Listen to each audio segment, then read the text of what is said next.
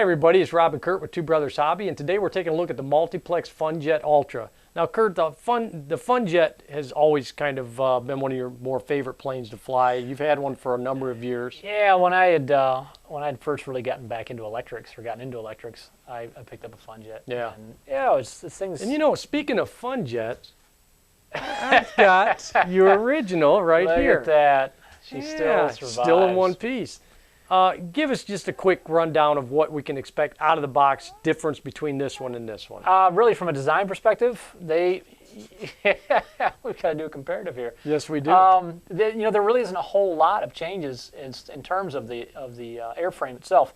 The reason being is the original Fun Jet was fast. It was a rocket. It was about coming up with the right combination of power plant and the right battery and the right prop. And you could blast some incredible speeds. Now they've made some changes with some of the fasteners. They've made some slight changes in the airfoil. There's a little more sweep in the wing. You know, I notice a difference in the foam itself. The material itself is very different. Now this is the older Elipore from Multiplex. This is the new Elipore, and it's amazing. It almost feels almost oily in your hands. Yeah, it's much smoother. Which is great. Yeah, much smoother. So maybe you can, you know. Well, the one thing that the old Fun Jet suffered from was what a lot of the earlier foamies did, and that was parasitic drag from an aerodynamics perspective. It was just a lot of there was a lot of pores in the surface. It was a very textured surface, so that slows down the slicker the airframe, the faster the bird. And if you notice, they've either done some post finishing or something to this on the actual Fun Jet Ultra. The inner board sections of the wing panels are smooth as glass. Yeah, and I've noticed that the wing panels themselves, they almost look as though they've got some kind of almost like a milling that took place. And I'm sure it didn't, because there's still the mold dots are on there, but it almost looks like it's very smooth. So with the Fun Jet Ultra, I think the key is just increasing that speed. In fact, the manufacturer talks about speeds with their power pack of upwards of 140, 145 miles an hour. So, well, let's take a look at what comes out of the box. Okay. Much like the predecessor Fun Jet, the Fun Jet Ultra has just a really straightforward fuselage, which the main center sections are all together. Canopy is one piece, has a couple of tabs that lock in, and a back tab that holds it in place, and then the whole thing will snap down like such, nice and firm. I noticed a little tighter fit on the Fun Jet Ultra because you're picking up even more speed. You're going to be boosting it up from confident 90 to another 40 or 50, even maybe 60 miles an hour. So we had a situation, if you recall. We chased your canopy a couple times, haven't we? We knew we were making the right improvements in the power plant when you hear pop, and the canopy would go flying off, and you'd watch it flutter down. We have to go find it somewhere. That gave you the full definition of flying dirty, didn't it? Absolutely, boy. That changed aerodynamics, and that canopy popped off too. Carbon fiber spar, as I'd mentioned, big decal set, but on top of that, we have a little parts bag. Not a whole lot. There's a backing plate or motor mounting plate for the rear cone. And then really not a whole lot. Just a couple of vertical stabilizers that slip in between the joint and the wing and the fuselage. And these wings are already put together. Pre-hinge control surfaces. You got to cut that open and then mount your servos, which perfectly fits the recommended servos we're going to be using.